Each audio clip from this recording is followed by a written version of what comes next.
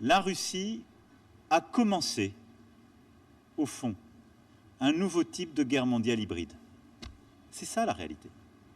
Et elle a décidé que l'information, l'énergie et l'alimentation étaient des instruments militaires mis au service d'une guerre impérialiste continentale contre l'Ukraine. Voilà comment je vais qualifier dans les termes les plus crus ce qui se passe aujourd'hui.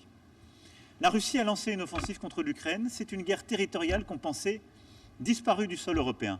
C'est une guerre du début du XXe, voire du XIXe siècle. Je parle dans un continent qui a subi les impérialismes coloniaux. La Russie est l'une des dernières puissances impériales coloniales. Elle décide d'envahir un pays voisin pour y défendre ses intérêts. C'est ça la réalité. Quand vous les voyez poindre leur tête chez vous, n'y voyez pas autre chose, même s'ils vous tiennent le discours inverse.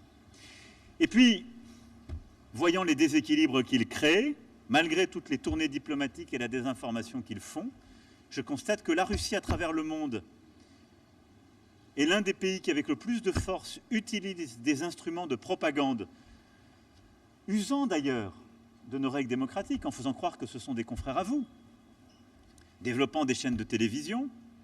Mais Russia Today, Sputnik ne sont pas des chaînes de télévision avec des journalistes libres qui parlent d'une information libre et ouverte. Ce sont des gens qui divulguent une propagande au service d'un régime qui les paye.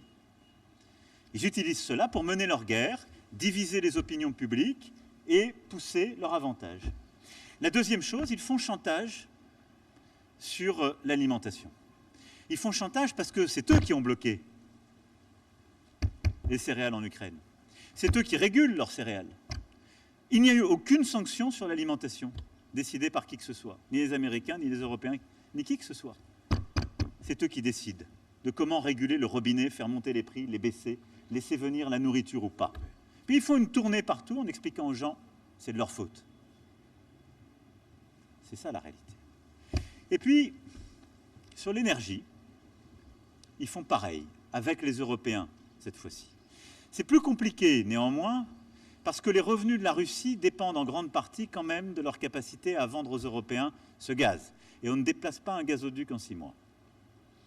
Donc je ne sais pas dire ce qu'ils feront, je sais dire qu'ils en useront, et je pense qu'il est sage de la part des Européens de ne pas s'exposer à ces stratégies, parce que c'est un des éléments de cette guerre hybride. Voilà, quand on dit les choses avec franchise et on essaie de les qualifier, je pense qu'on réduit une partie de la misère du monde, pour paraphraser Camus.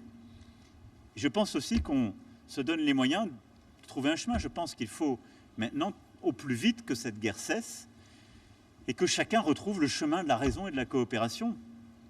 Et j'en appelle aussi au sens de la responsabilité de la Russie, qui doit retrouver ce chemin. Mais enfin, ce n'est pas celui qu'elle a suivi ces derniers mois.